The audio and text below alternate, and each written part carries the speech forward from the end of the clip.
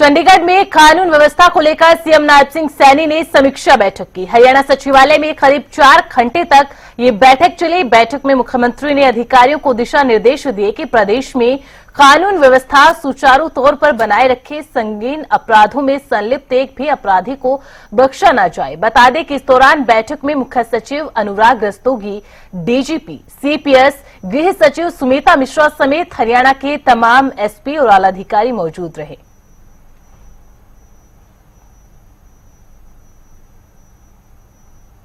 आपको बता दें कि कानून व्यवस्था पर पंचकुला में अपराध और कानून व्यवस्था की समीक्षा बैठक 10 जनवरी 2025 को की गई, जिसमें DGP Shatrujeet Kapur, IG rank के अधिकारी शामिल रहे। DGP Shatrujeet Kapur, IG rank के पुलिस अधिकारी 10 जनवरी को हुई बैठक में शामिल रहे, जिसमें 3 नए आपराधिक कानूनों विकास कार्यों की प्रगति पर समीक्षा की गई।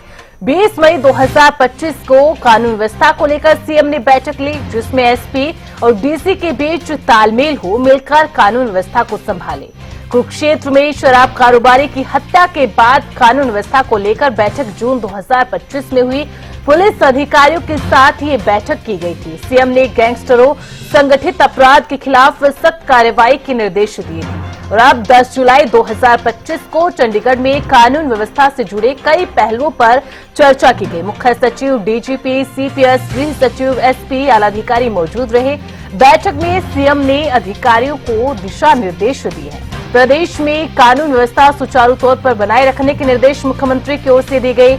इसके अलावा मुख्यमंत्री नायब सिंह सैनी ने कहा कि संगीन अपराधों में संलिप्त एक भी आरोपी को बख्शा न जाए।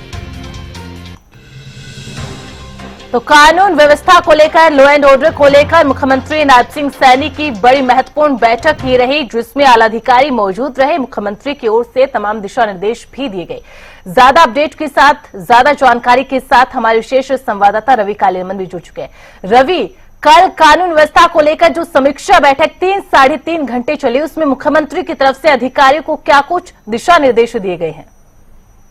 देखिए, हरियाणा सचिवालय में कल करीब 4 घंटे के आसपास ये बैठक चली है और मुख्यमंत्री की तरफ से ये बैठक जो है वो 8:15 बजे शुरू कर दी गई थी और बैठक करीब 12:05 के आसपास जो है वो चली है। बैठक में मुख्य सचिव अनुराग रस्तोगी, सीएम के सीपीएस राजेश कुल्लर, गृह सचिव सुमिता मिश्रा, डीजीपी शत्रुजीत कपूर समेत तमाम आला अधिकारी मौजूद थे।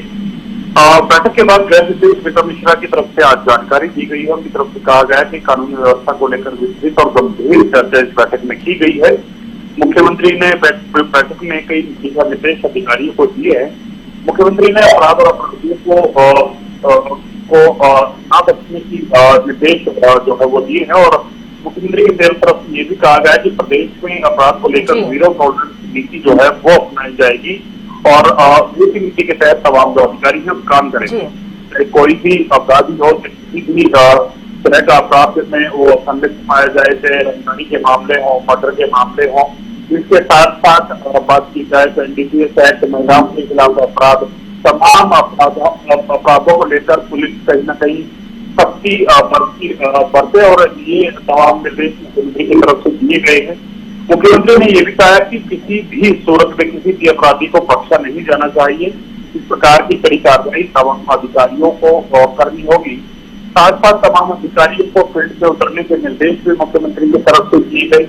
मुख्यमंत्री की तरफ से ये भी कहा गया कि प्रदेश के जो लोग हैं, प्रदेश की जो जनता है, उनके मन में पुलिस के लिए एक अच्छी भावना होनी चाहिए, एक ऐसी इमेज बिल्ड पुलिस को करनी चाहिए ताकि तमाम जो लोग हैं वो कहीं न कहीं पुलिस पर भरोसा कर सके।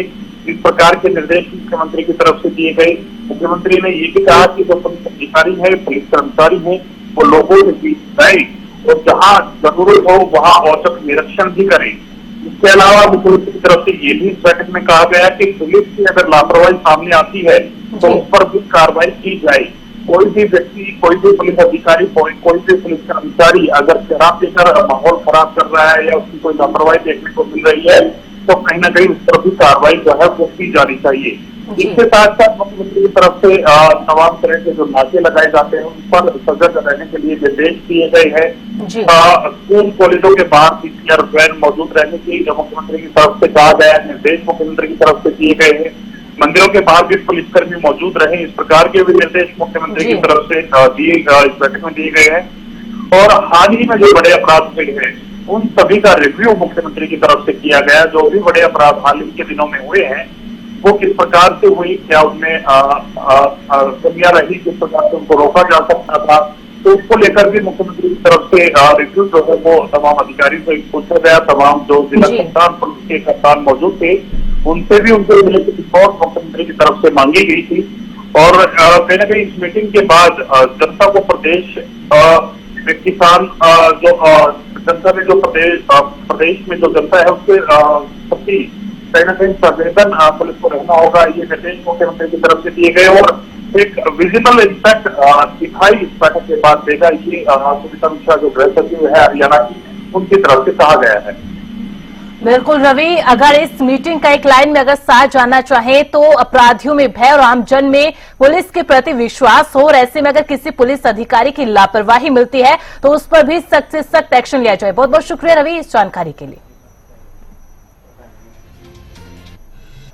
क्योंकि सारे प्रदेश के एसपीज, सीपीज सभी और आला अधिकारी जो हैं पुलिस विभाग के वो उसमें मौजूद थे, और करीब 4 साढ़े 4 घंटे चली इस मीटिंग में बड़ी विस्तृत चर्चा हुई।